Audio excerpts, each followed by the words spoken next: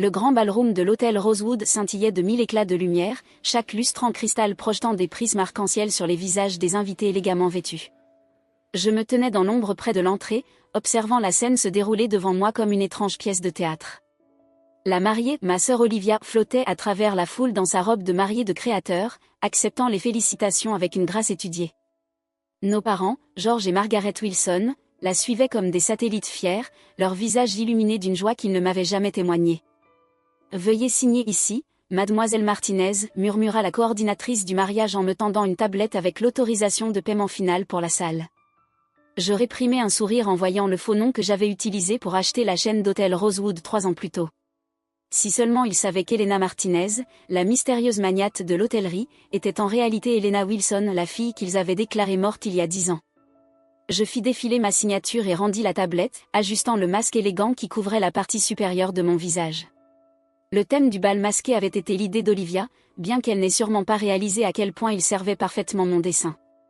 Derrière leur propre masque, même mes parents ne reconnaissaient pas la fille qu'ils avaient effacée. La cérémonie était magnifique, murmurai-je à la coordinatrice, ma voix portant l'accent espagnol subtil que j'avais cultivé pour mon personnage d'Elena Martinez. Votre équipe a fait un travail remarquable.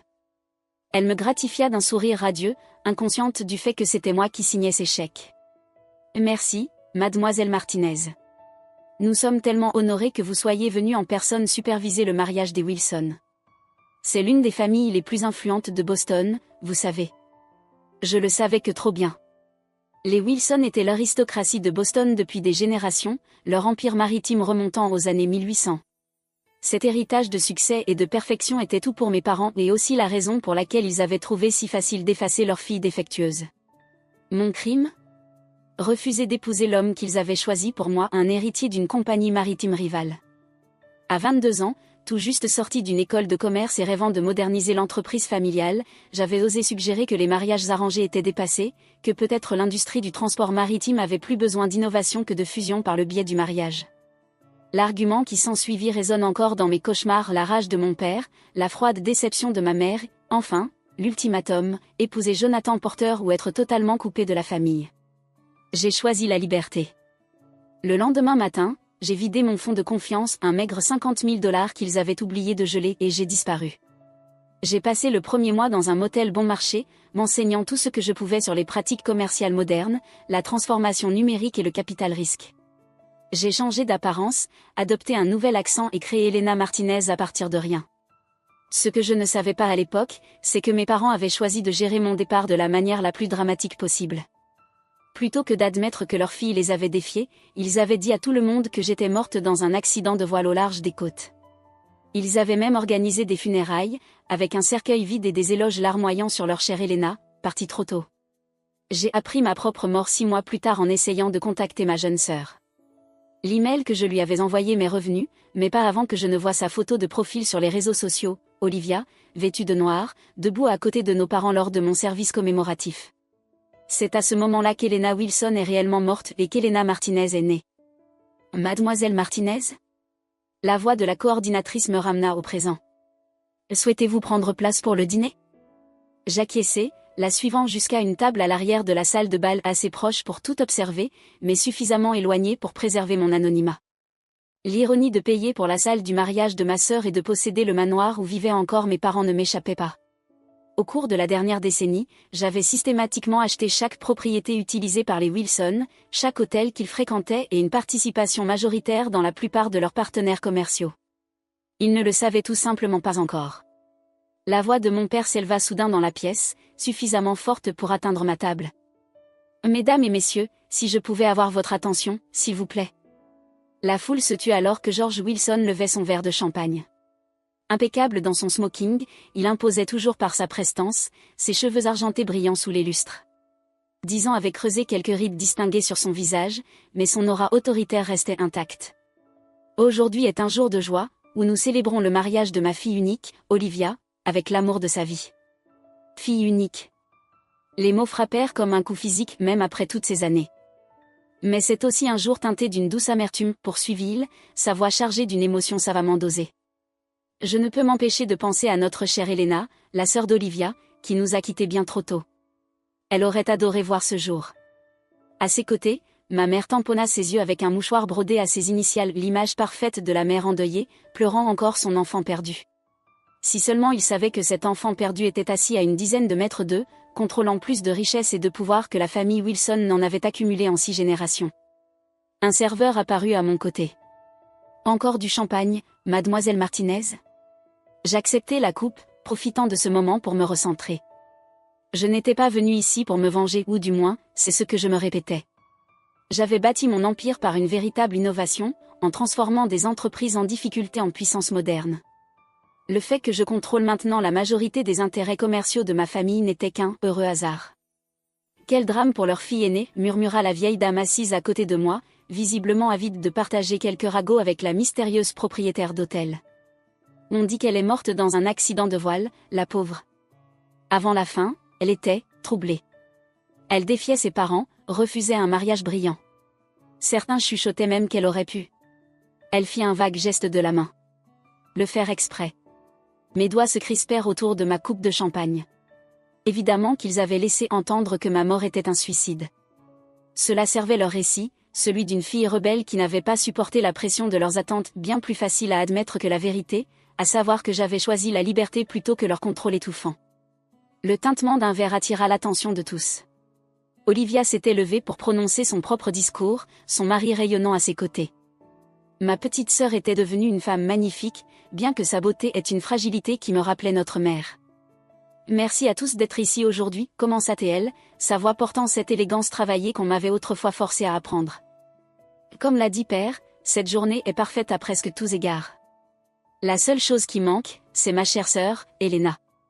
Je portai lentement mon verre à mes lèvres, observant sa prestation. Elena était plus qu'une grande sœur. Elle était ma meilleure amie, ma protectrice, mon modèle. Sa voix vacilla, parfaitement maîtrisée. Quand nous étions petites, elle me disait que tout était possible, à condition d'avoir le courage de poursuivre ses rêves. J'aimerais juste. Elle s'interrompit un instant, juste assez longtemps. J'aimerais juste qu'elle puisse voir que j'ai enfin trouvé le mien. La foule murmura avec empathie. Je luttais contre l'envie de rire. Olivia avait 12 ans quand je suis partie, assez grande pour comprendre exactement ce que nos parents avaient fait. Elle avait choisi leur camp, en endossant sans hésitation le rôle de fille unique parfaite. La sœur qui, soi-disant, était sa meilleure amie ne méritait même pas un appel pour la prévenir de sa mort imminente. Alors que le dîner était servi, je me surpris à observer la table d'honneur. Mes parents y siégeaient avec Olivia et son nouveau mari, entourés de la famille fortunée de ce dernier. Il ressemblait à une couverture de magazine mondain, parfaitement apprêtée, parfaitement posée, parfaitement faux. 10 ans plus tôt, leur façade parfaite m'avait brisé. Aujourd'hui, je les voyais tels qu'ils étaient, des êtres insignifiants, s'accrochant désespérément à un pouvoir obsolète, inconscients que le monde autour d'eux avait changé. L'industrie maritime qu'ils dominaient depuis des générations était en pleine mutation, et ils n'avaient pas su s'adapter. Leur empire s'effondrait, soutenu uniquement par les investissements secrets que j'avais réalisés à travers des sociétés écrans. Mademoiselle Martinez. Un homme en costume hors de prix s'approcha de ma table. Je le reconnus aussitôt, James Porter, celui qui aurait pu devenir mon beau-père, bien qu'il ait considérablement vieilli. J'espère que vous passez une agréable soirée. Nous avons été surpris et honorés d'apprendre que vous seriez présente en personne. Je souris derrière mon masque. Je tiens personnellement à superviser les événements spéciaux dans mes établissements phares, Monsieur Porter, surtout pour des familles aussi distinguées. Il se rengorgea sous le compliment. Oui, eh bien, Wilson Importateur est un pilier de la société bostonienne depuis des générations.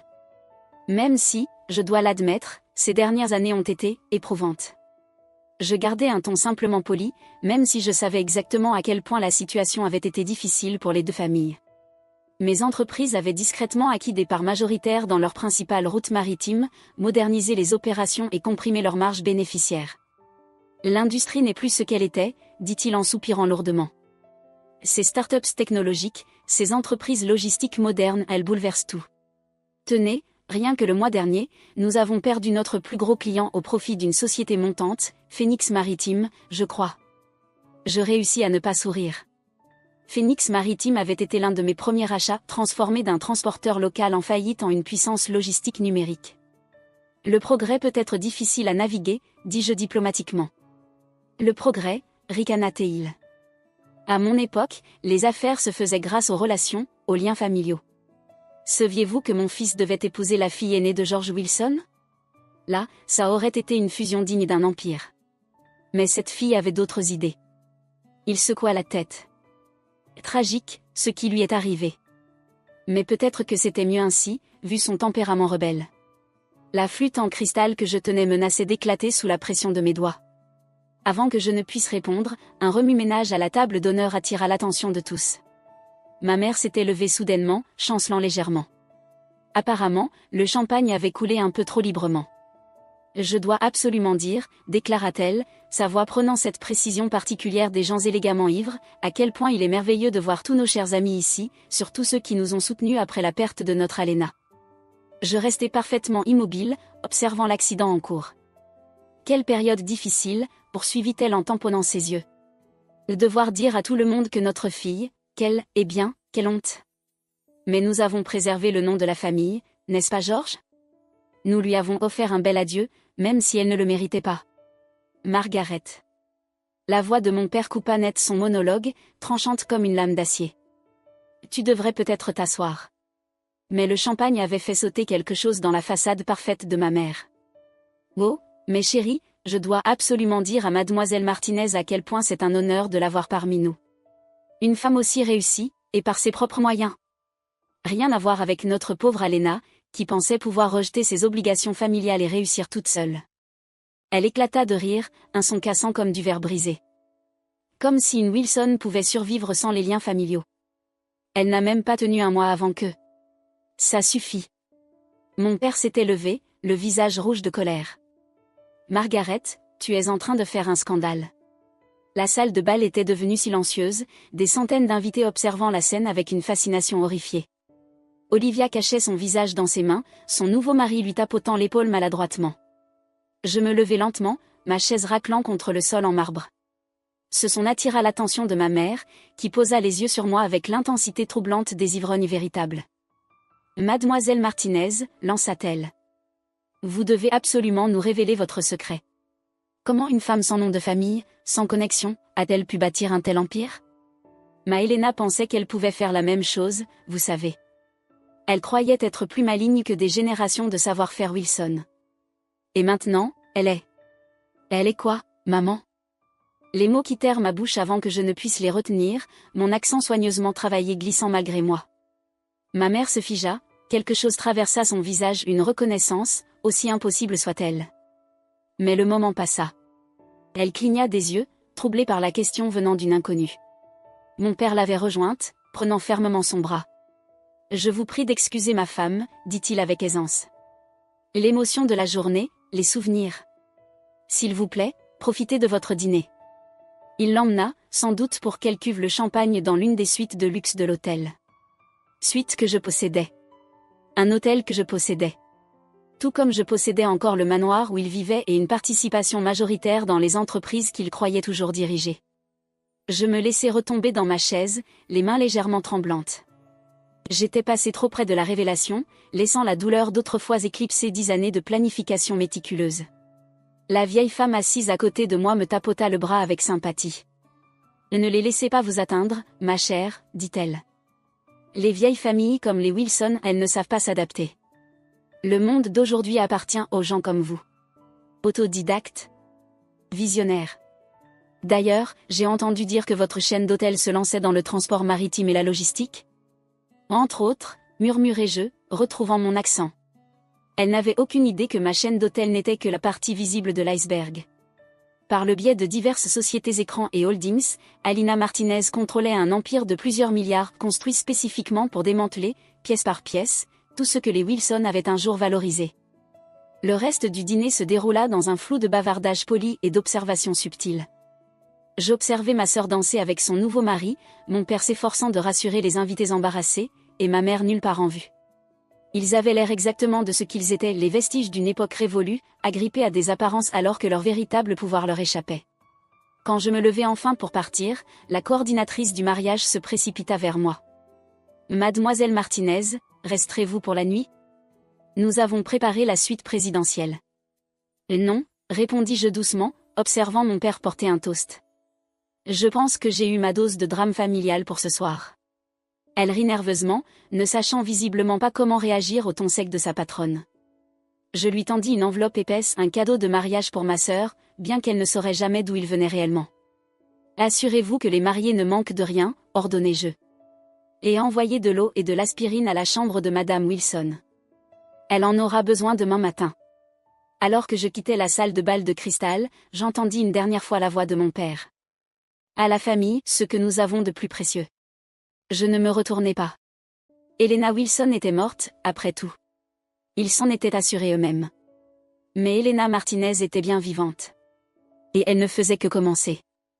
Dans ma voiture, je sortis mon téléphone et appelai mon assistante.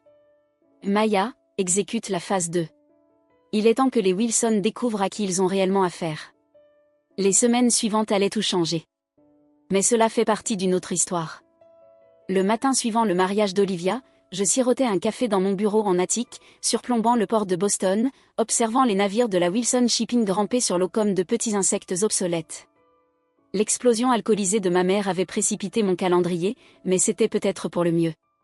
10 ans d'accumulation silencieuse avaient placé toutes les pièces sur l'échiquier. Il était temps de jouer. Les chiffres d'hier soir sont tombés, annonça Maya en entrant avec sa tablette. Mon assistante depuis 8 ans était la seule personne à connaître à la fois Helena Martinez et Helena Wilson. Le mariage Wilson porté leur a coûté un peu plus de 300 000 $, poursuivit-elle. Tout a été mis sur crédit. Je hochai la tête, sans surprise.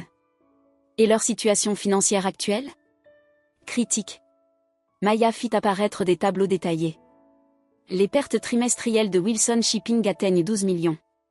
Ils ont hypothéqué tous leurs biens, ce qui signifie, techniquement, qu'ils ont hypothéqué tout ce que vous possédez, puisque vous détenez leurs propriétés via vos sociétés écrans. Ils ont 3 mois de retard sur leur paiement envers Phoenix Maritime.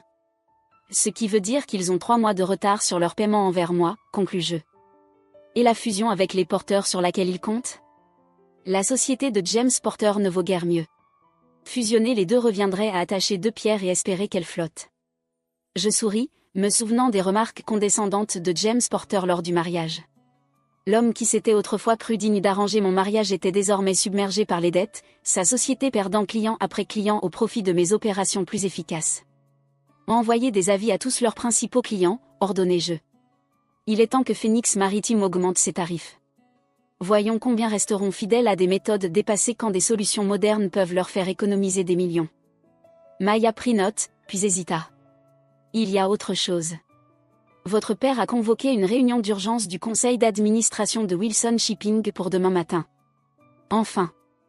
J'attendais ce moment depuis 10 ans, l'orchestrant patiemment par des manœuvres stratégiques. Prépare les documents, dis-je. Il est temps pour Helena Martinez de faire sa première apparition publique chez Wilson Shipping. Vous êtes sûr? L'inquiétude de Maya était palpable. Une fois que vous aurez commencé. Ils ont enterré leur fille pour sauver les apparences, dis-je doucement.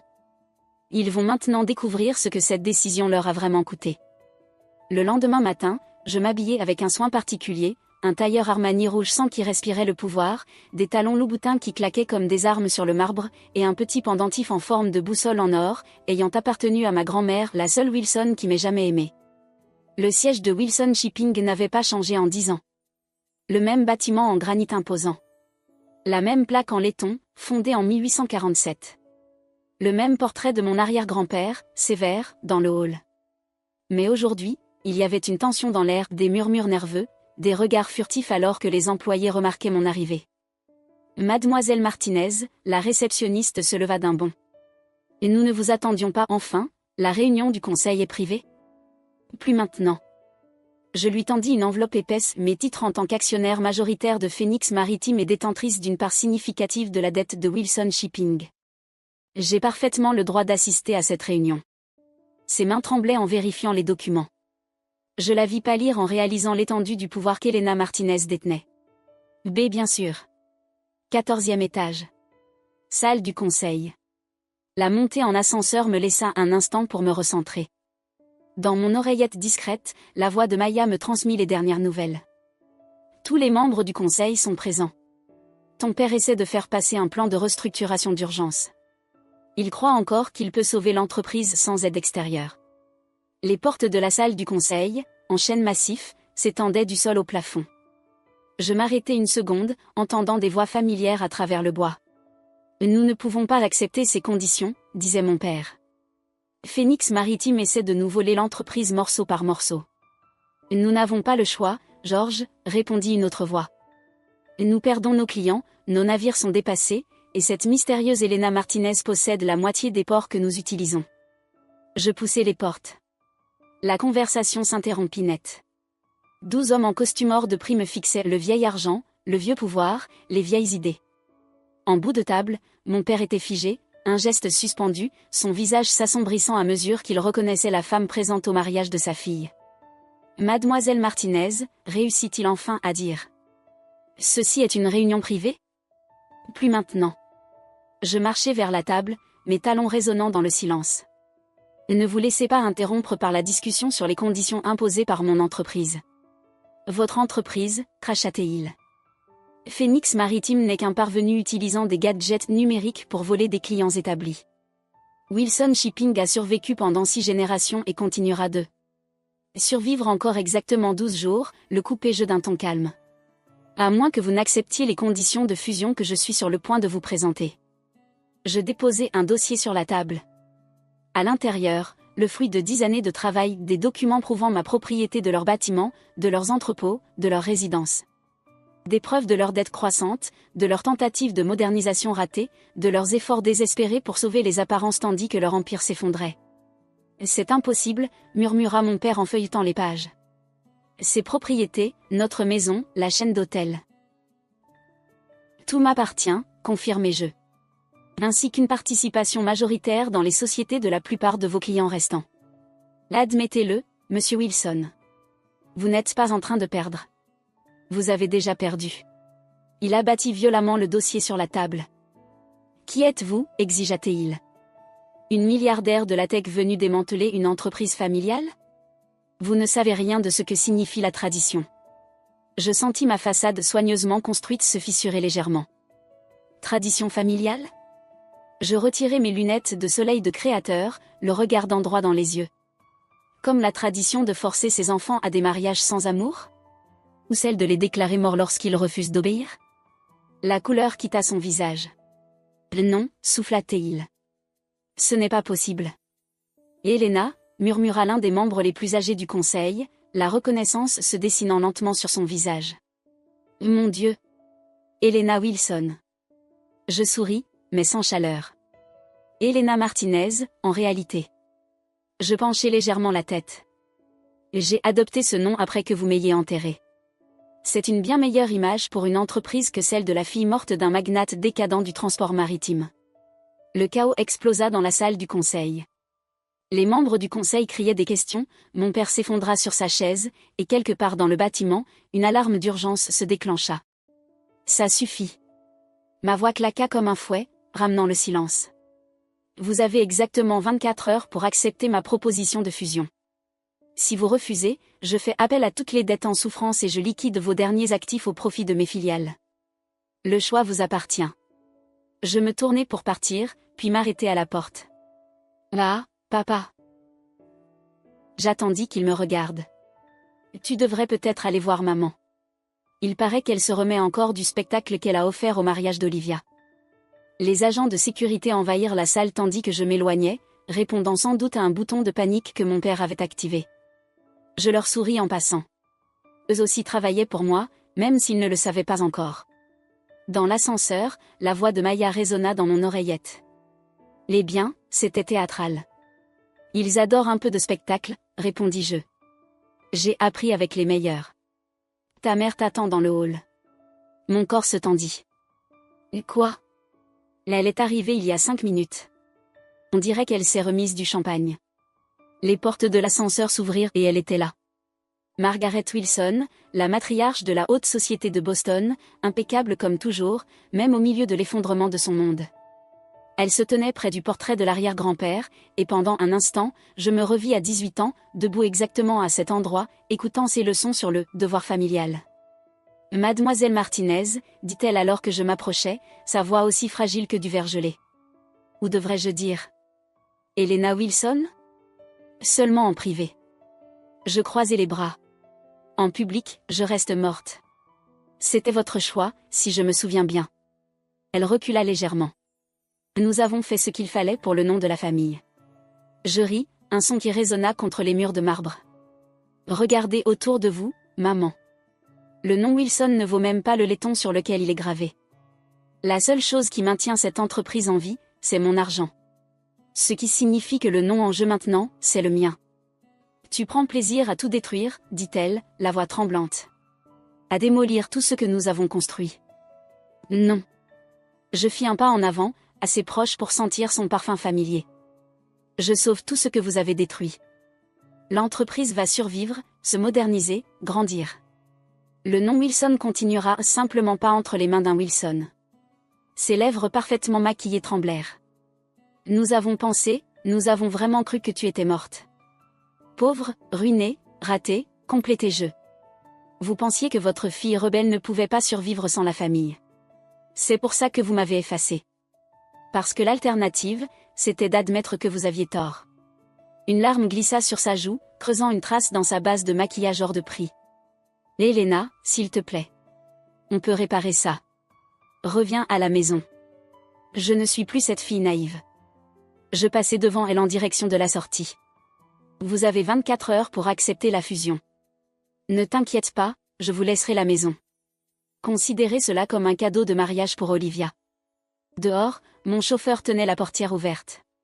Le soleil chaud de l'été bostonien effleura mon visage si différent du froid artificiel de l'immeuble Wilson. Je me retournai une dernière fois, apercevant la silhouette de ma mère à travers les portes vitrées, petite et perdue dans le hall de son empire en ruine. Maya m'attendait déjà dans la voiture. Phase 2 terminée, annonça TL. Le conseil est en panique, nos avocats sont prêts, et les rumeurs circulent déjà dans le quartier financier. Dès maintenant? Je consultai mon téléphone, voyant des dizaines d'appels manqués de mon père, des membres du conseil, d'amis de la famille qui comprenaient enfin qui était vraiment Elena Martinez. Laissez-les parler. Laissez-les paniquer. Les 24 heures suivantes allaient décider du sort de tout ce qu'ils avaient bâti et de tout ce que j'avais bâti pour le remplacer. Maintenant, dis-je en refermant mon téléphone. On attend. Et ensuite, on leur montre exactement ce que la fille morte est capable de faire.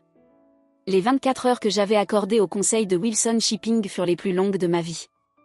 Je les passais dans mon bureau au dernier étage, regardant le soleil se coucher puis se lever à nouveau sur le port de Boston, pendant que mon téléphone s'illuminait de messages de plus en plus désespérés. Mon père, il faut qu'on parle. Ce n'est pas la bonne voie.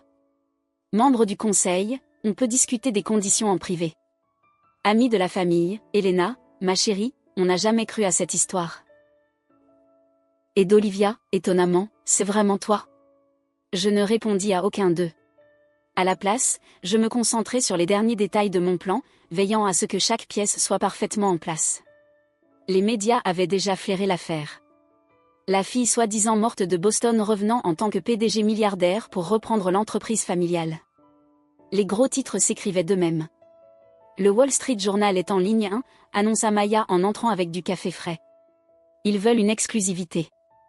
Pas encore. Je pris le café, inspirant son arôme réconfortant. Laissez-les spéculer. La vraie histoire viendra après la décision du conseil. Et s'ils refusent la fusion?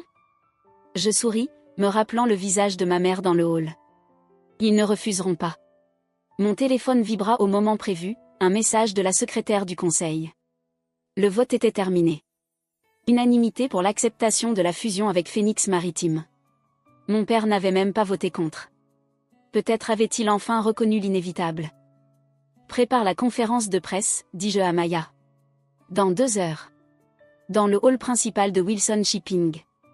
Dis-leur qu'Elena Martinez fera une grande annonce. Elle hésita. Les Elena Wilson? Je touchai le pendentif en forme de boussole autour de mon cou, pensant à ma grand-mère. Elle a fini de se cacher. Le hall était bondé quand j'arrivai. Les journalistes se bousculaient, les flashs crépitaient, et les employés de Wilson Shipping s'alignaient sur les balcons supérieurs. Mon père se tenait sur l'estrade, entouré des membres du conseil, semblant avoir vieilli de 10 ans en une seule nuit. Je l'ai laissé attendre 10 minutes, un petit plaisir mesquin, mais j'avais mérité ce droit. Quand j'entrai enfin, la foule se tut. Aujourd'hui, Je portais le bleu Wilson, un tailleur pantalon de pouvoir assorti au logo de l'entreprise, avec la boussole de ma grand-mère brillant sous les projecteurs. Plus de cachette. Merci à tous d'être venus.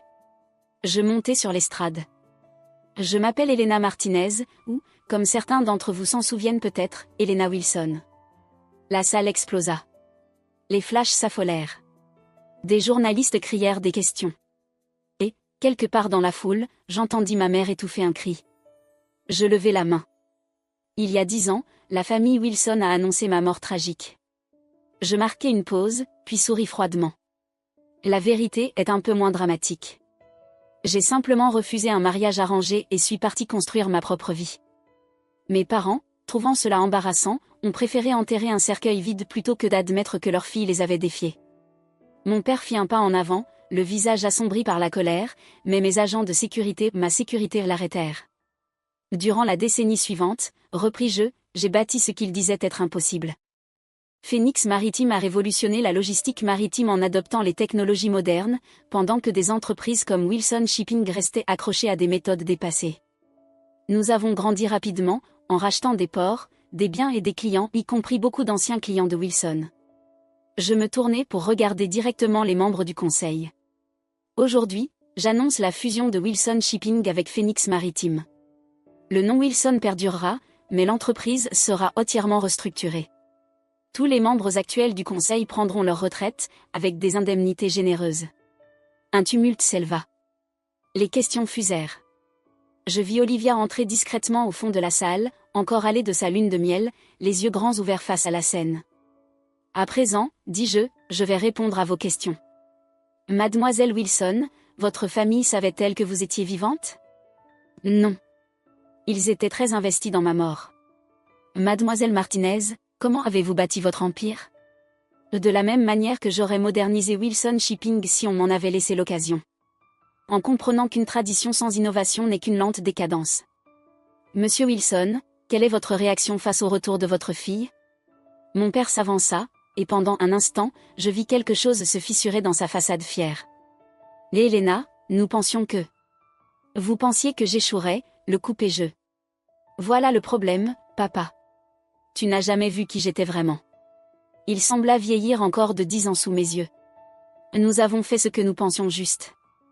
Non, corrigeai-je doucement. Vous avez fait ce qui était plus simple. M'effacer était plus facile que d'admettre que je pouvais avoir de meilleures idées. Me déclarer morte était plus facile que d'expliquer pourquoi je suis partie. Et maintenant, abandonner le contrôle est plus facile que de regarder votre entreprise s'effondrer sous son propre poids. Et Elena. La voix de ma mère monta de la foule. S'il te plaît.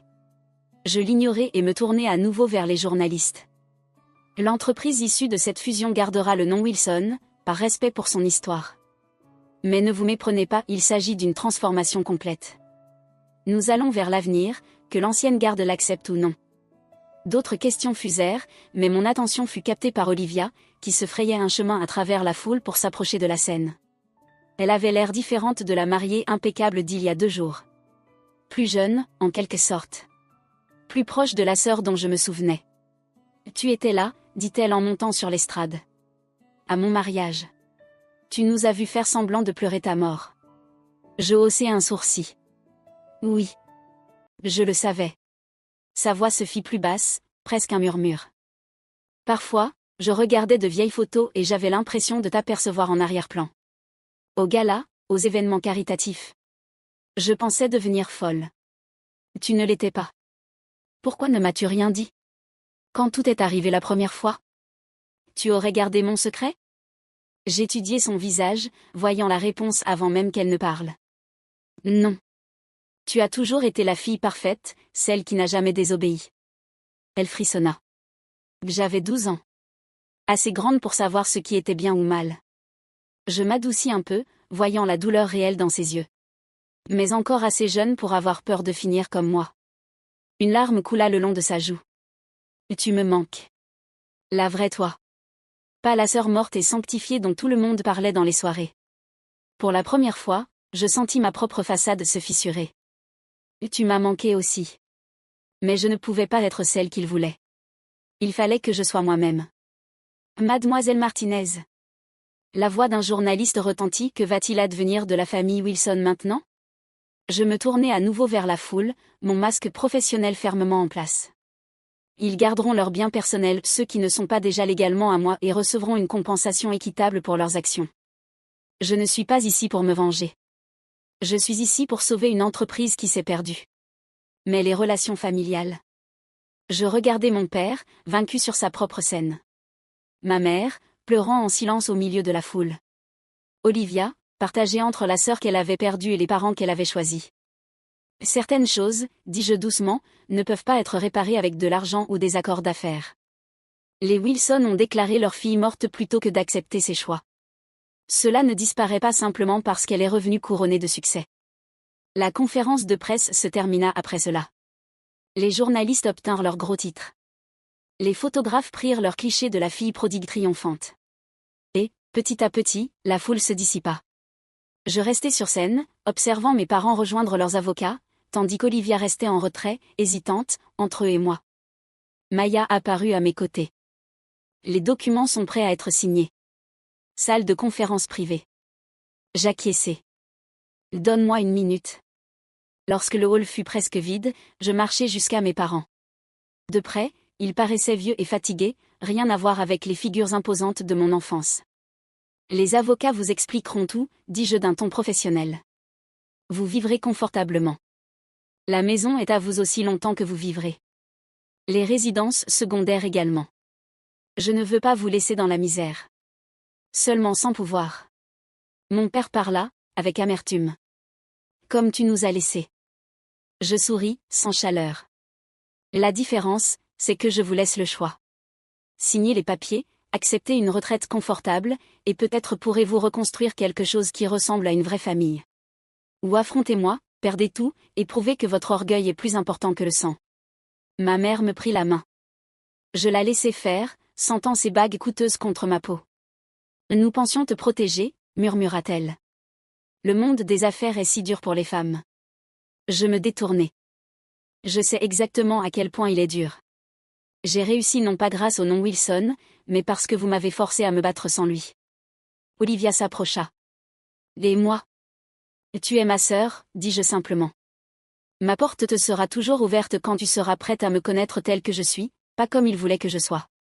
Plus tard, dans mon bureau, j'observais les navires Wilson dans le port. Bientôt, ils porteraient le logo de Phoenix Maritime. Maya arriva avec du champagne. Là la fusion. À la vérité, corrigeai-je. Je levai mon verre en direction du port obscur.